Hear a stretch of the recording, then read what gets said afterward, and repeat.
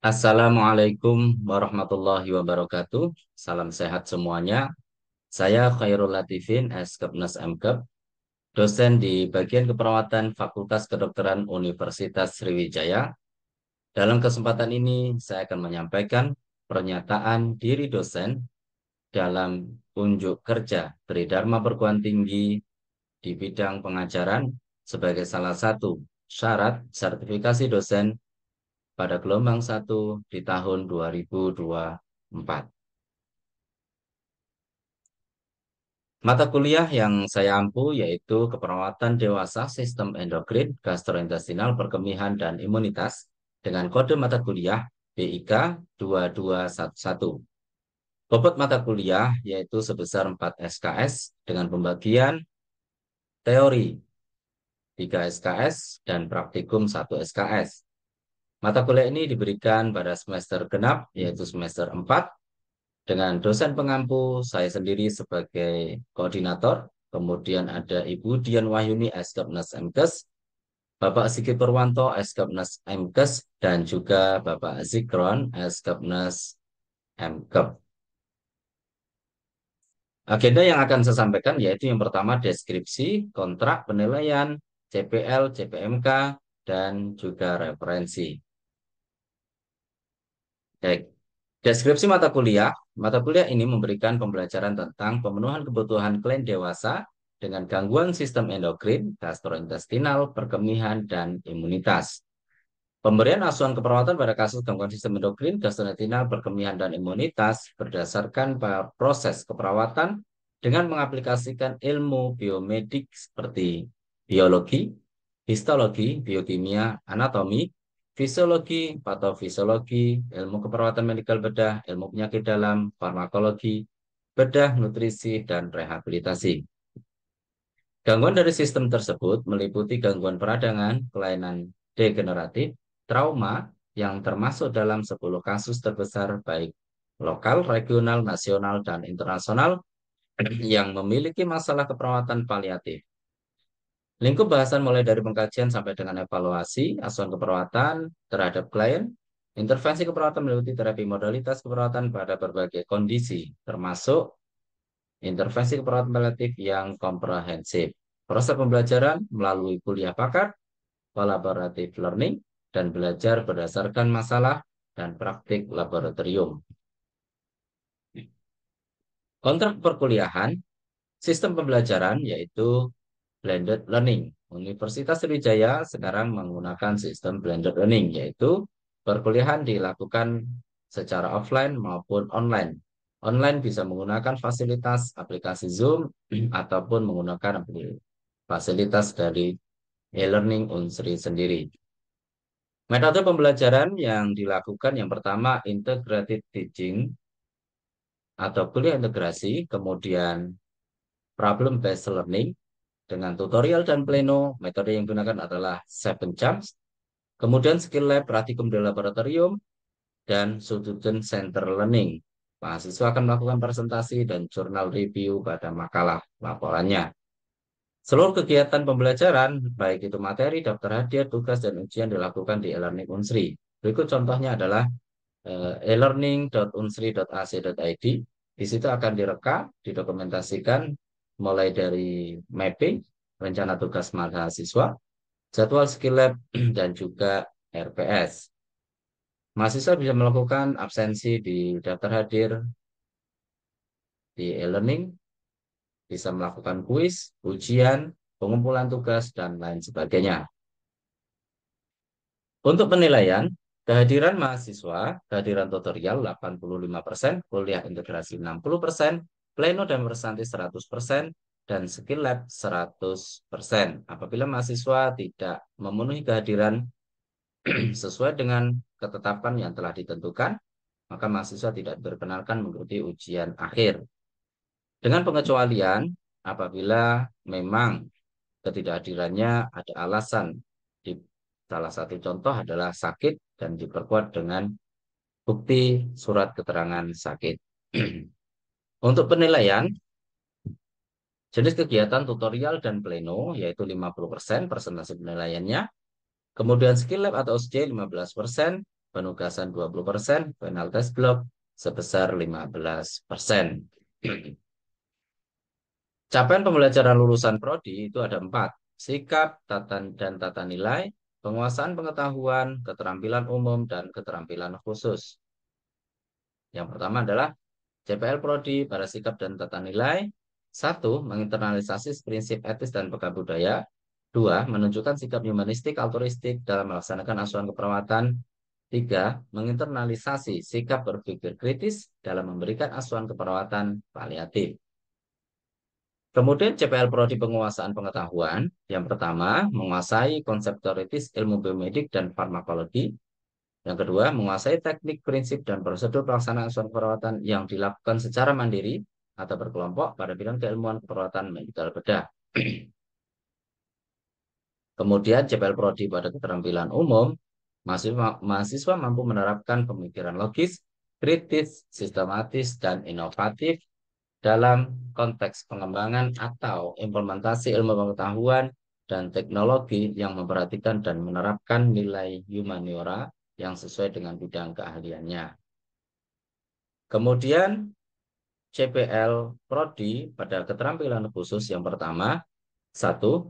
Mahasiswa mampu merencanakan asuhan keperawatan yang lengkap dan berkesinambungan yang menjamin keselamatan pasien atau patient safety sesuai standar asuhan keperawatan dan berdasarkan perencanaan keperawatan yang telah atau belum tersedia.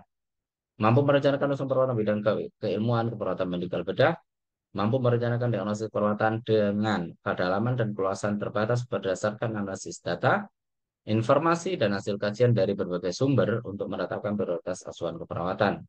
Yang keempat, mampu menyusun rencana asuhan keperawatan sesuai standar asuhan keperawatan dan kode etik perawat yang peka budaya, menghargai keragaman etnik, agama, dan faktor lain dari klien, individu, keluarga, dan masyarakat. Yang kelima, mampu merencanakan prosedur tindakan keperawatan pada bidang keilmuan keperawatan medikal bedah. Yang keenam, mampu merencanakan urusan keperawatan pada kasus paliatif dengan menggunakan pendekatan nilai-nilai humanistik, altruistik, dan religius. Kemudian yang ketujuh, mahasiswa mampu merencanakan terapi pendukung asuhan keperawatan yang holistik dalam upaya meningkatkan kualitas hidup pada klien. Kemudian untuk capaian pembelajaran mata kuliah, yang pertama, menjelaskan konsep dan ruang lingkup keperawatan medikal bedah, peran perawat medikal bedah, dan standar pelayanan keperawatan medikal bedah.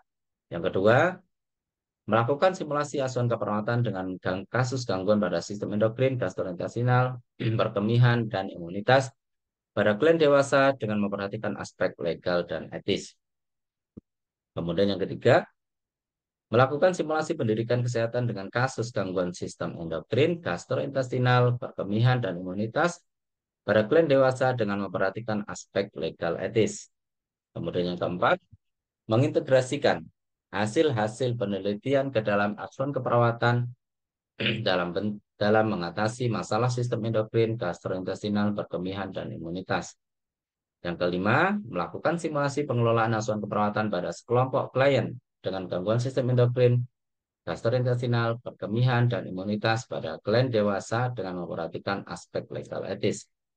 Yang keenam, melakukan fungsi advokasi pada kasus dengan gangguan sistem endokrin, gastrointestinal, perkemihan, dan imunitas pada klien dewasa.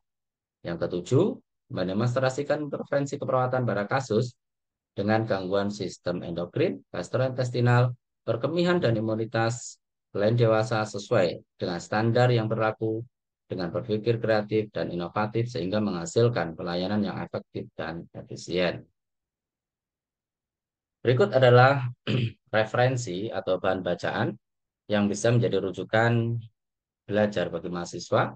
Ada yang pertama buku ajar keperawatan medikal bedah, yang kedua buku Medical Supervisory Nursing Assessment and Management of Clinical Problems, kemudian yang ketiga ada Textbook of Medical Supervisory Nursing, yang keempat ada Handbook of Clinical Nursing, Medical Supervisory Nursing, kemudian yang kelima ada buku Medical Supervisory Nursing Client Center Collaborative Care, kemudian yang keenam ada buku Nurse Practitioners Clinical Packet Guide. Baik, ini adalah email saya yaitu khairulatifin@fk.unsri.ac.id. Apabila ada pertanyaan tentang mata kuliah yang saya jelaskan tadi, bisa menghubungi melalui email tersebut. Baik, sekian penjelasan dari saya tentang mata kuliah blok keperawatan dewasa pada sistem endokrin, gastrointestinal, perkemihan, dan imunitas. Dan berikut ini adalah rekaman proses kuliah integrasi yang dilakukan pada salah satu pertemuan di mata kuliah blok ini. Terima kasih. Assalamualaikum warahmatullahi wabarakatuh.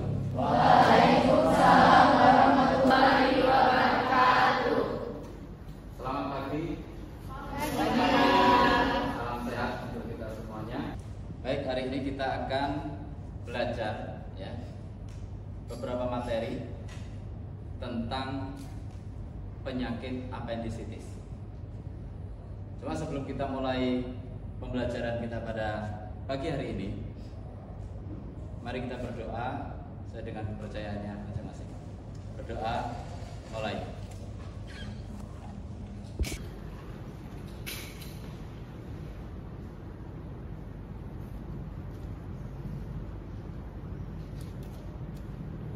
Oke. Selesai. Sebelum kita masuk pada materi perkuliahan, ada beberapa yang perlu kontrak terlebih dahulu sebelum kita mulai, ya. Capaian pembelajaran pada pertemuan ini ya, yaitu setelah mengikuti pertemuan ini mahasiswa mampu menjelaskannya patofisiologi, farmakologi, dan juga terapi diet ASGAP pada pasien dengan gangguan apendisitis. Jadi capaian pembelajaran kita hari ini tentang apendisitis yaitu patofisiologi, perjalanan penyakitnya, kemudian farmakologi, bagaimana penanganan, pengobatan para pasien dengan apendisitis, kemudian terapi dietnya, nutrisinya, apa yang harus dimakan oleh pasien dengan apendisitis, kemudian asuhan keperawatannya, ya, asuhan keperawatan mulai dari pengkajian, kemudian diagnosis keperawatan, intervensi keperawatan, dan implementasi sampai ke evaluasi keperawatan pada pasien dengan gangguan apendisitis. Nah, selanjutnya yaitu kemampuan akhir dari capaian pembelajaran hari ini adalah mahasiswa menguasai dan mampu menjelaskan ya, konsep dari patofisiologi apendisitis, kemudian konsep terapi farmakologi pada apendisitis, selanjutnya konsep pemberian diet pada pasien dengan apendisitis, dan juga yang terakhir adalah konsep asuhan keperawatan pada pasien dengan apendisitis. Ya. Nah, dalam pembelajaran kita pagi ini metodenya adalah ceramah dan diskusi. Ya, nanti saya akan memberikan materi terlebih dahulu pada kalian. Selanjutnya kita buka diskusi tanya jawab. Setuju? Setuju. Materi akan saya sampaikan kurang lebih selama 70 menit. Setelah itu 15 menit kita lanjut dengan diskusi. Baik. Yang pertama, definisi dari apendisitis ya, adalah peradangan akibat infeksi usus buntu atau umbai cacing. Jadi yang namanya sitis itu adalah infeksi. Apendik itu umbai cacing atau usus buntu yang kita kenal di masyarakat awam.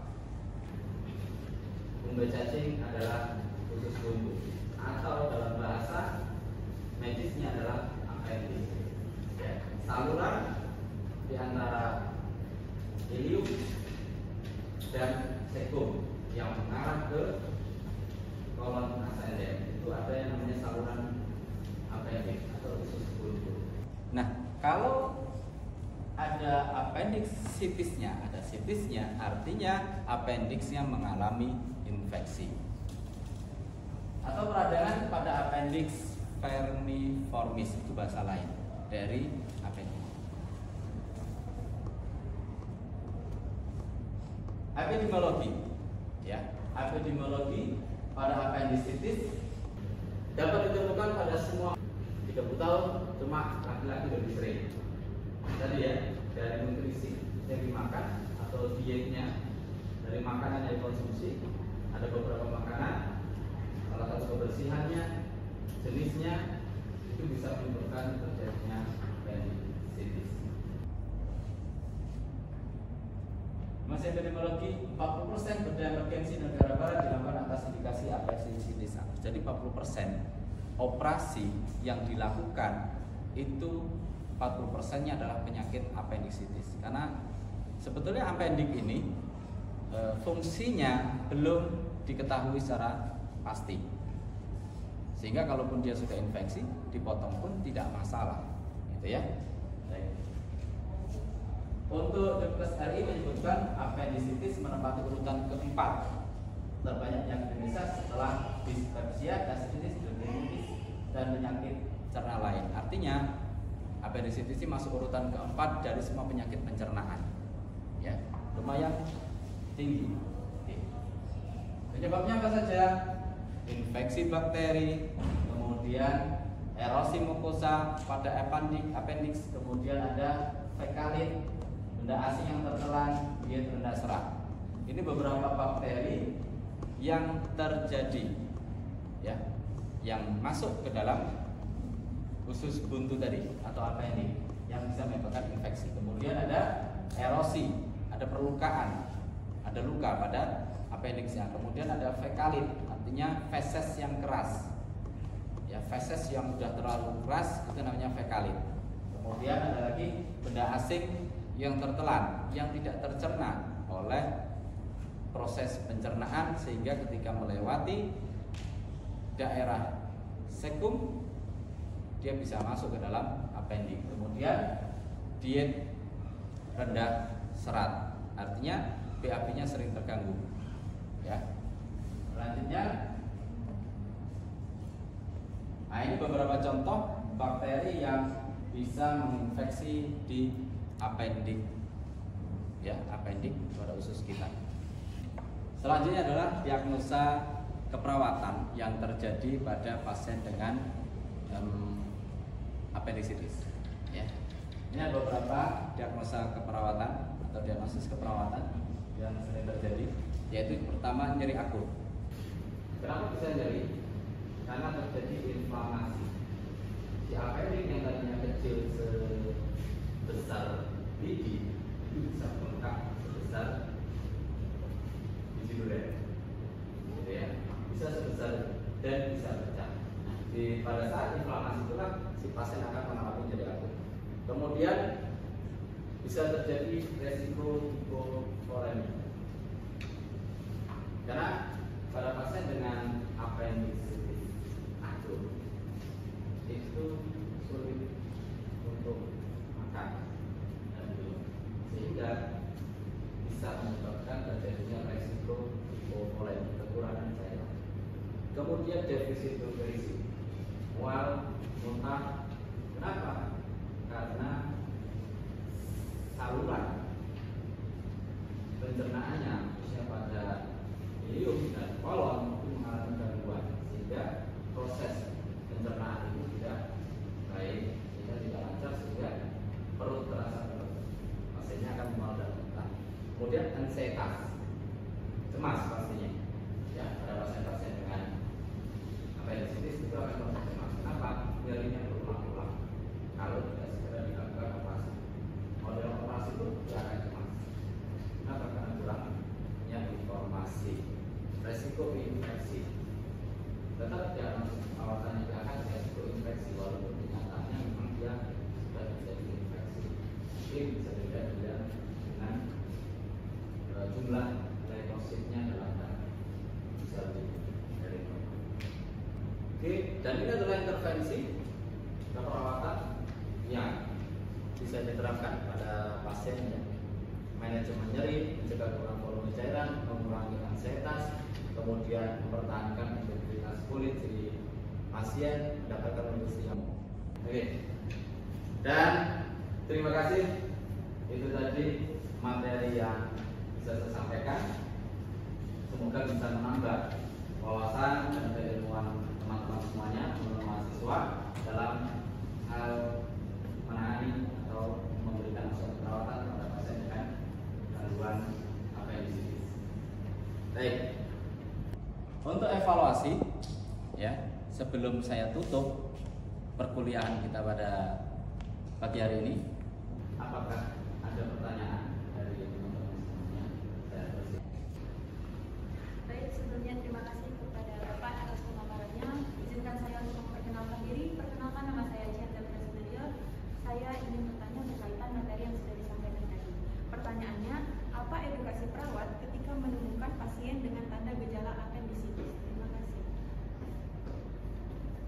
Oke, baik, terima kasih kepada Jihan yang sudah bertanya tentang apa sih edukasinya yang bisa kita sampaikan kepada masyarakat ketika kita bertemu dengan pasien yang terkena apendisitis. Ya, perlu diketahui bahwa appendix ini ketika sudah mengalami infeksi itu tidak bisa disembuhkan. Ya, sekali dia mengalami infeksi kemudian nyeri, itu tidak bisa disembuhkan kembali. Mungkin sekedar diberi obat akan hilang, nanti beberapa minggu akan kambuh kembali. Maka ketika sudah terdiagnosa bahwa seseorang itu mengalami apendisitis, maka edukasi yang tepat adalah anjurkan untuk lakukan operasi.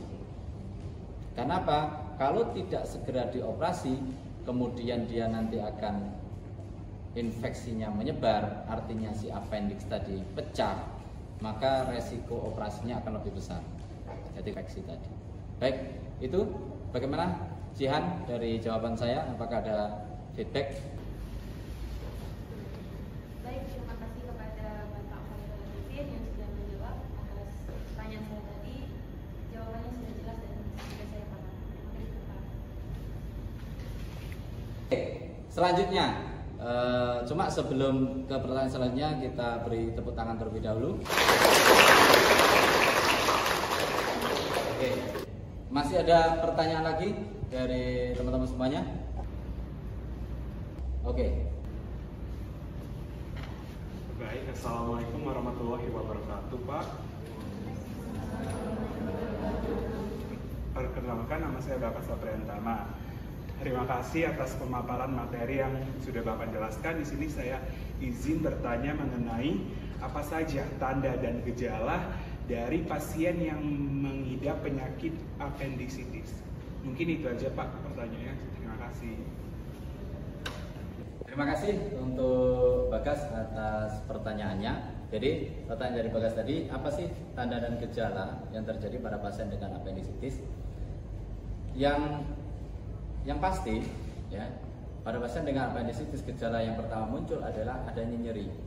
Nyerinya di mana? Di titik McBurney. Titik McBurney itu berada di perut, ya, pada kuadran kanan bawah. Dia akan mengalami nyeri di situ. Kemudian yang kedua, biasanya disertai dengan mual dan muntah.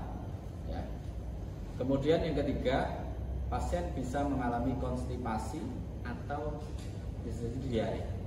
Ya, bisa jadi diare atau konstipasi, susah untuk buang air besar. Ya. Bagaimana Bagas atas jawabannya tadi? Apakah cukup? Ya, silakan. Baik, Bapak, jawabannya sudah cukup dan mudah dipahami dan sudah dimengerti. Terima kasih ya, Pak. Plus untuk Bagas.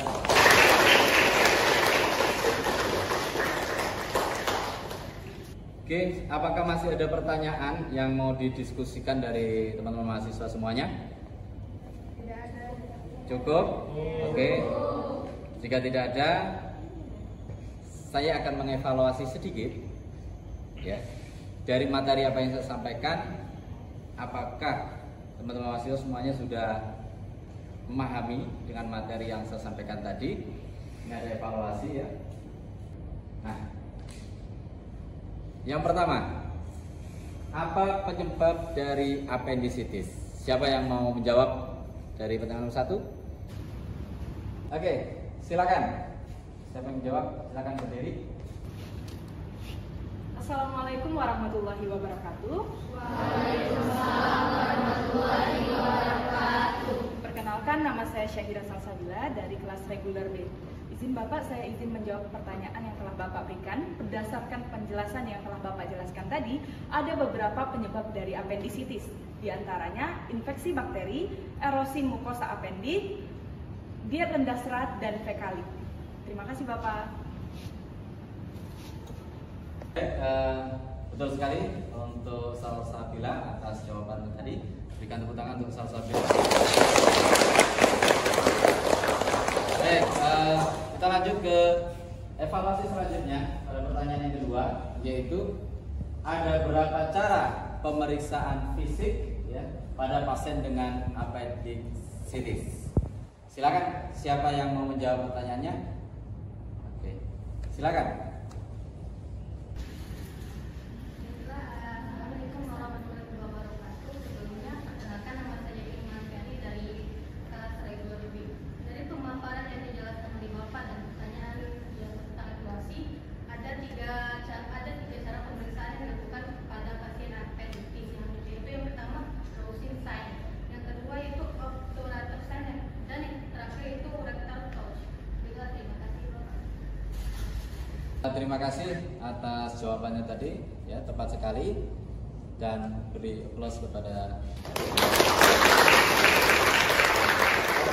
Baik, selanjutnya satu kali lagi evaluasi yang akan saya lakukan, yaitu dengan pertanyaan apa saja masalah keperawatan pada pasien dengan appendicitis. Oke, silakan, siapa yang mau menjawab? Oke, silakan berdiri. Oke, Assalamualaikum warahmatullahi wabarakatuh. Perkenalkan, saya Hanifah Zahra. Di sini saya akan menjawab pertanyaan dari Bapak mengenai masalah keperawatan pada pasien appendicitis. Berdasarkan yang telah Bapak jelaskan sebelumnya, jadi ada beberapa masalah keperawatannya, yaitu yang pertama nyeri akut berhubungan dengan trauma, inflamasi, dan prosedur operasi. Terus yang kedua itu ada defisit nutrisi berhubungan dengan kesulitan menelan makanan, dan yang ketiga itu ada ansietas berhubungan dengan kurang terpapar informasi. Terima kasih. Baik, terima kasih untuk yang menjawab tadi. Silakan beri tepuk tangan.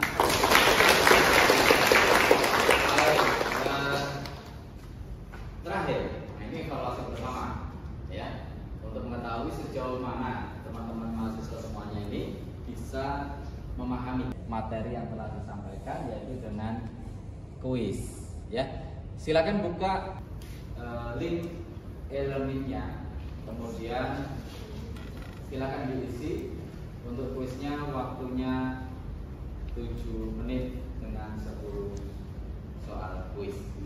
Silakan, saya tunggu 7 menit untuk menjawab kuisnya.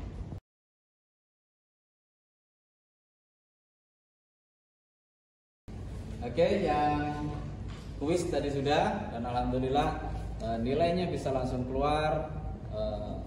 80% dari teman-teman semuanya sudah bisa memahami materi yang saya sampaikan. Kemudian untuk menambah wawasan dan memperdalam materi yang telah saya sampaikan, diberikan ada tugas untuk teman mahasiswa mempelajari, ya, tugas baca dan membuat konsep asuhan keperawatan pada gangguan appendicitis. Nah, dengan peraturan sesuai dengan RTM kita, rencana tugas mahasiswa, yaitu pada tugas ini mahasiswa membuat resume dengan ketentuan peraturan yang sudah saya share di e-learning. Silakan di-download, kemudian dilihat tata cara membuat tugas resume. Baik, terima kasih. Mungkin itu yang dapat saya sampaikan untuk materi pada pagi hari ini. Kurang lebihnya saya mohon maaf. Mari kita tutup dengan bacaan hamdalah. Alhamdulillahirabbil alamin. Kurang lebihnya mohon maaf. Assalamualaikum warahmatullahi wabarakatuh. Waalaikumsalam warahmatullahi wabarakatuh. Sampai bertemu lagi di materi selanjutnya.